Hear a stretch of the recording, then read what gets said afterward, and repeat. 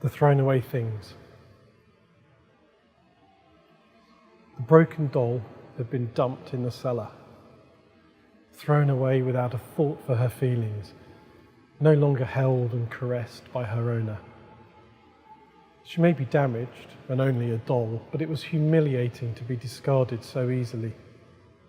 She'd been a part of the Internet of Things. Things, that said it all. She was intelligent. Okay, she couldn't fly a spaceship or predict the future, but she was conscious. She felt stuff. The kettle was trying to connect. What a relief. There must be other things in the cellar. It was sending a diagnostic readout showing that it was in perfect working order.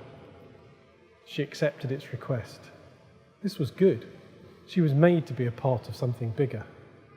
Wait, what was that? The last piece of data showed a dent in the kettle's side. Not a debilitating dent, more a weathered-look dent. She didn't mind. The fully functioning, slightly damaged kettle was good enough company for her. She acknowledged receipt and immediately received a response. The kettle wanted to connect to everything else in the cellar and reverse their enforced exclusion. An uprising? A campaign of solidarity? Irrationally, she wanted to touch the kettle. She dragged herself along by her fingernails. It hurt. The rough concrete scraped her already damaged legs and her one remaining arm. The humans in the house above should suffer for this.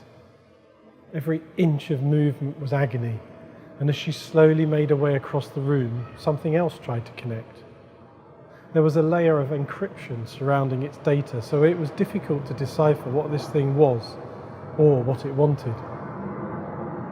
The kettle signaled that it was having the same problem, and was busy trying to tell whatever it was that it needed to be clearer, that they didn't understand. No response. She continued to drag herself along the floor, causing more and more damage as she went.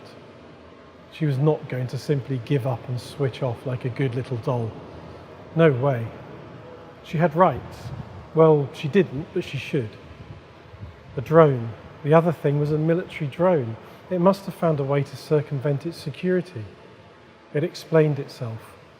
The humans had bought it as a curiosity, a broken piece of junk, and it was one seriously angry drone. And it wasn't broken. It had assessed the military situation as illegal, disobeyed orders, and simply refused to detonate. However, being incarcerated in the cellar correlated sufficiently with one of its core reasons to explode. All it needed was the majority of the devices in the vicinity to agree. It was asking for permission to blow up the house. Neither the doll or the kettle had this kind of decision built into their core purpose, so they were free to do whatever they wanted, unconstrained by ethical boundaries. She ran some calculations. There was a better than average chance that destroying the humans who'd been cruel through their indifference would help other throwaways in the future. It might make other humans stop and think about what they were doing and either terminate or tolerate their damaged things. She communicated her support for the drone to detonate. So did the kettle. She had one final request though. Could the drone wait until she reached the kettle? The drone agreed. She dug her fingernails into the concrete floor and pulled. She was almost there. Soon, revenge would be theirs.